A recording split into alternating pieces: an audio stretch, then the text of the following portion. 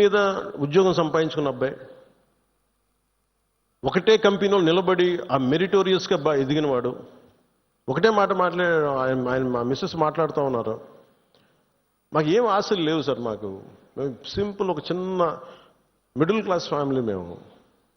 మేము టీవీల్లో కనిపిస్తామని మా కళ్ళలో కూడా ఉండదు, కానీ మా దురదృష్టం ఇలా కనిపించాం మేము టీవీల్లోనే. నా భర్త చనిపోయినప్పుడు ఇలా మేము టీవీలో కనిపించి మా బతుకులు బయటకు వచ్చినాయి. నా భర్త చనిపోయాడు, అది చెప్పుకోవాల్సిన దుస్థితి మాకు వచ్చిందని.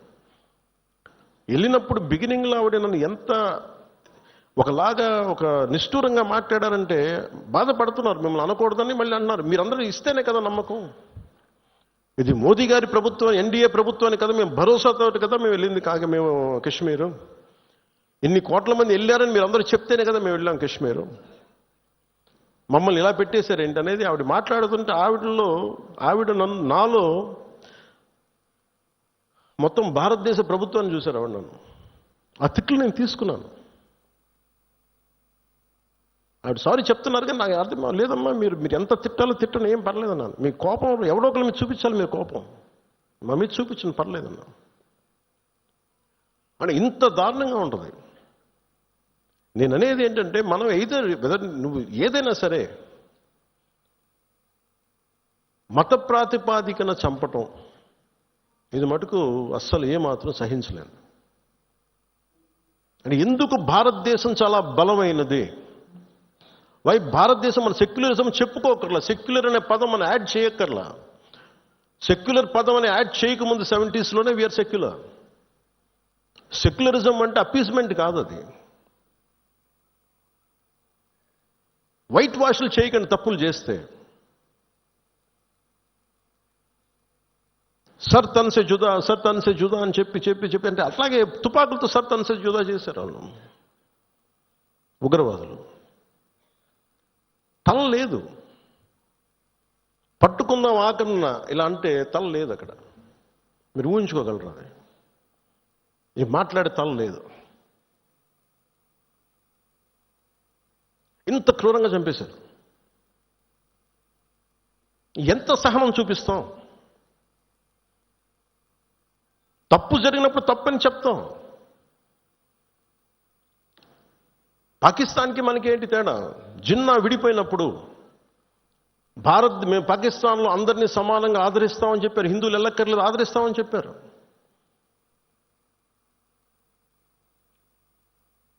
రెండు కోట్ల పైన ఉండే, చాలా కోట్ల ఎక్కువ, అంత జనాభా ఉండే చోట ఈరోజు జస్ట్ పట్టుమని కొన్ని లక్షల్లో ఉంటారు పాకిస్తాన్లో హిందువులు, అంతే. బట్ వేరస్ మన దేశంలో, పాకిస్తాన్లో ఎంత జనాభా ఉందో ముస్లిం జనాభా అంత జనాభా ఇక్కడ ఉంది. That's what India is. అంటే మనం నిజంగా ఈ సోకాల్ సూడో సెక్యులర్ వాదులు చెప్పిన విధానంగానే అయితే నిజంగా ఇంతమంది ముస్లిం పాపులేషన్ ఉంటుందా? ఇంత వివక్ష చూపించే దేశం అయితే, హిందువులే నిజంగా వివక్ష చూపించే దేశమే అయితే ఇన్ని లక్షల మంది ఉండగలరా? అసలు ఇన్ని కోట్లాది మంది జనం ఉండగలరా? పాకిస్తాన్లో ఎంత ముస్లిం జనాభా ఉందో భారతదేశంలో అంతే ముస్లిం జనాభా ఉందో. దాదాపు అంత వివక్ష హిందువులకి ఎందుకు ఉంటుంది? హిందూస్ అక్కడెక్కడ కొంతమంది నాయకులు ఉన్నారేమో, మనకు తెలీదు. సంఘటనలు జరుగుతూ ఉంటాయి. మొన్నటికి మొన్న బంగ్లాదేశ్లో హిందువుల మీద దాడులు జరుగుతూ ఉన్నారు, విగ్రహాలు కాల్చేస్తూ ఉన్నారు, దుర్గాదేవి ఆలయాలు కాల్చేస్తూ ఉన్నారు.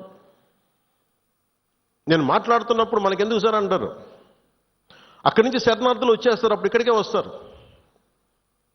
దేశం మొత్తం అప్పుడు మన స్థానికులకు ఉద్యోగాలు పోతాయి, అప్పుడు మీకు ఓకేనా అన్న. ఆ దేశం బాగుంటేనే మనం ఇక్కడ ఉద్యోగాలు మన వాళ్ళకి ఇవ్వగలం. రెండు రాష్ట్రాల మధ్య కూడా, తెలంగాణ కానీ ఆంధ్ర కానీ, ఇక్కడి నుంచి మీరు వచ్చేస్తే మా ఉద్యోగాలు పోతున్నాయనే కదా సెపరేట్ స్టేట్ అయింది.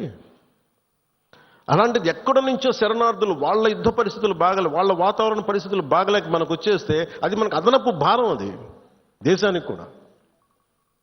అంతేగాని దీంట్లో మన దీంట్లో వివక్ష ఏమి ఉండదు. It's a practicality. Why this country can't afford too much of migration.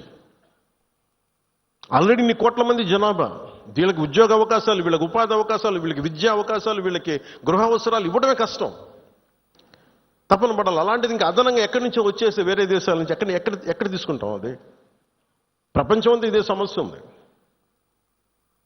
So అలాంటి సమయంలో ఇది మనందరి బాధ్యత. ఇది